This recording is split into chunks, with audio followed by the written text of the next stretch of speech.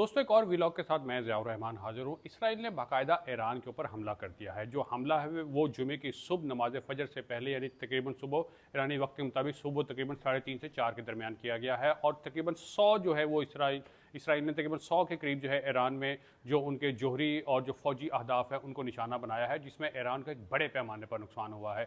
Iran के जो पासदारान इनकलाब हैं उनके जो सरबराह हैं मोहम्मद हुसैन सलीमी वो मारे गए हैं। इसके साथ साथ जो ईरानी अफवाज के जो सरबराह है मोहम्मद बाकरी यानी कि ईरान के जो आर्मी चीफ है मेजर जनरल मोहम्मद बाकरी वो मारे गए। इसके अलावा जो 6 उन ईरान के जो जोहरी साइंसदान हैं जो कि ईरान की तमाम जोहरी तनसीबात को निगरानी करते थे, उनके जो है वो हथियार बनाते थे, वो मारे गए। इसके अलावा जो है ईरानी मीडिया के मुताबिक कुछ बच्चे और ख़वातीन भी जो हैं इस हमले में मारे गए हैं। तकरीबन इनकी तादाद जो है वो 20 के करीब बताई जाती है। और जब ये हमला हुआ है उसके बाद से जो ईरान का जो दारुल खिलाफा है तेहरान, उसके इर्द गिर्द जो मुख्तलिफ मकामात पर धुएँ उठ रहे हैं, आग लगी हुई है और जो लोग हैं वो परेशान हैं। ईरान का जो दारुल खिलाफा है तेहरान, उससे तकरीबन जो करीबी इलाके हैं जहाँ पे यूरेनियम अफसूदगी होती है वहाँ पर जो है इसराइल का ये कहना है कि उन्होंने इसको निशाना बनाया है। इसराइल ने इस ऑपरेशन का जो नाम है वो ऑपरेशन राइजिंग लाइन्स दिया गया है। इसराइल के जो वज़ीर-ए-आज़म नेतन्याहू ने अपने एक बयान में कहा है कि जो ऑपरेशन राइजिंग लाइन्स है ये बिल्कुल सही वक्त पे शुरू किया गया है और इसको इसलिए शुरू किया गया है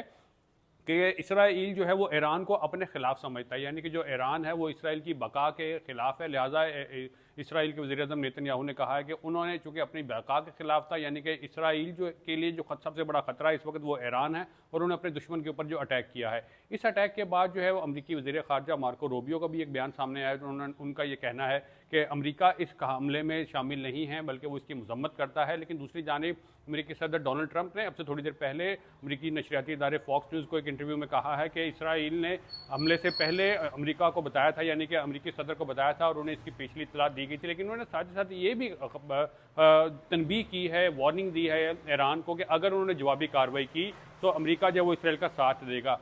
साथ ही साथ अमरीकी सदर ने ये भी कहा है कि ईरान जो है वो मुज़ाकरात की टेबल पर आए, यानी कि हम आपको ये बता रहे हैं कि अमरीका ये चाहता है कि ईरान यूरेनियम अफसूदगी छोड़ के मुज़ाकरात की टेबल पर आए। अमरीका ये चाहता है कि ईरान जो है वो एटम बम ना बनाए, जोहरी हथियार है वो ना बनाए और ईरान जो है वो मिलकर इसराइल के अमेरिका के साथ जो है वो मुज़ाकरात करे। लेकिन इस हमले के बाद से जो ईरान के जो खामनाई हैं, जो सुप्रीम लीडर है, उन्होंने कहा है कि इसका वो सख्त जवाब देंगे, इसराइल को भी सख्त जवाब देंगे और अमेरिका को भी सख्त जवाब देंगे।